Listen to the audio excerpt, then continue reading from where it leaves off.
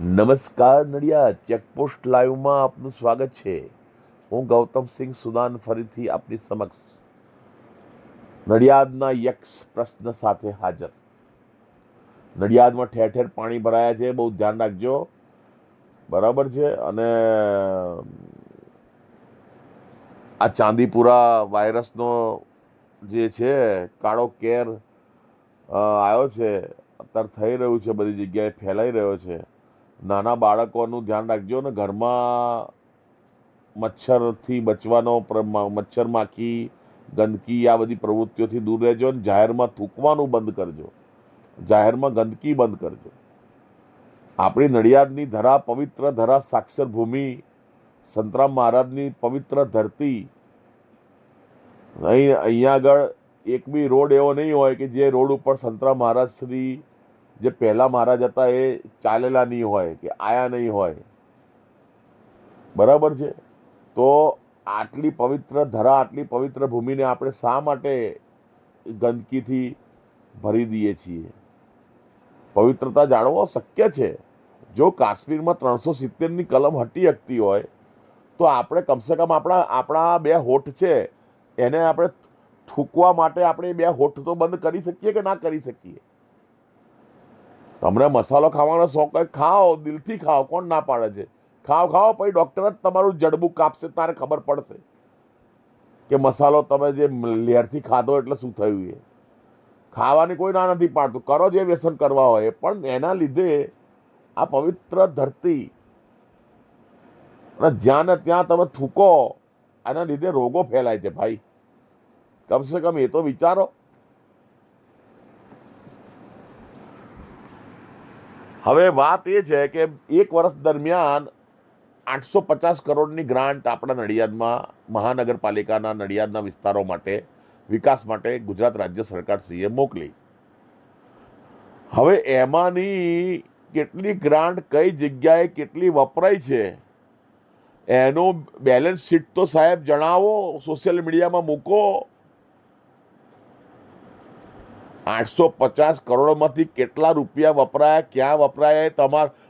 તમારે પાસે આરટીઆઈ કરવાની ક્યાં જરૂર છે? તમે જાહેરમાં મૂકી દો ને કે આટલા રૂપિયા આની ગ્રાન્ટ આ વપરાશ, આ વિભાગના કામના વપરાશ માટે વપરાઈ, આ એજન્સીને આપી, આ એજન્સીના આટલી વસ્તુઓ લાયા, એ વસ્તુઓમાં આટલા રૂપિયા વપરાયા, સિમેન્ટ છે, આ છે, તે છે, સળિયા છે, જે પણ વપરાયું હોય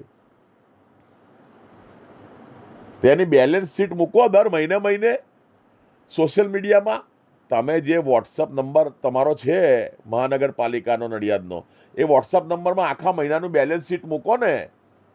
તમને શું વાંધો છે? જો તમારે જો કશું કર્યું ના હોય આડું અવળું, તો તમને શું વાંધો છે આ જનતા સમક્ષ જણાવવા? શું તમને તકલીફ થઈ જવાની છે?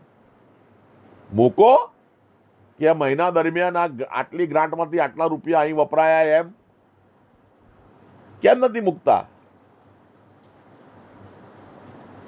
અમે આરટીઆઈ કરીએ તાર જવાબ કોઈ આપતું નથી, બરોબર? એના કરતા તમે જ મૂકી દો ને, તો વાર્તા પતી જાય. એટલે જાહેર જનતાની જાણકારી માટે બેલેન્સ શીટ મૂકો, દર મહિને મૂકી દેવાની.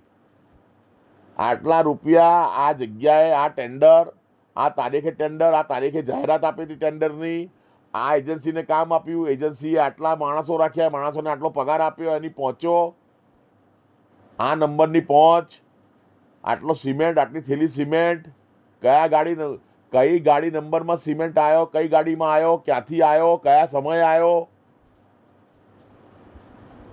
કેટલી કપચી આવી, કેટલા સળિયા આવ્યા, કેટલા વાગે આવ્યા, કઈથી ભરાયા, કઈ કંપનીમાંથી આવ્યા, કઈ જગ્યાએથી આવ્યા, બધું ડિટેલ બેલેન્સ શીટ બનાવો ને. કેમ નથી બનાવતા? અમે તો નડિયાદની જનતા છે, અમે તો હિસાબ માગીશું. હા, રાજ્ય સરકાર શ્રીએ મહાનગરપાલિકાના વિકાસ માટે પૈસા મોકલ્યા છે, બરોબર છે. ભૂતકાળમાં નડિયાદમાં બધા બહુ કૌભાંડો થયા, રૂપિયા ચવાઈ ગયા છે, એટલે અમને ભરોસો નથી અત્યારે, બરોબર? ચોખ્ખી જ વાત. જય હિન્દ, જય ભારત. બની શકે તો બેલેન્સ શીટ મૂકજો કે આ મેં તમને કહ્યું એ રીતે, તો જનતાને થોડું જાણવા મળે. કઈ ખબર જ નથી પડતી કયા રૂપિયા ક્યાં વપરાયા, શું છે શું નહીં.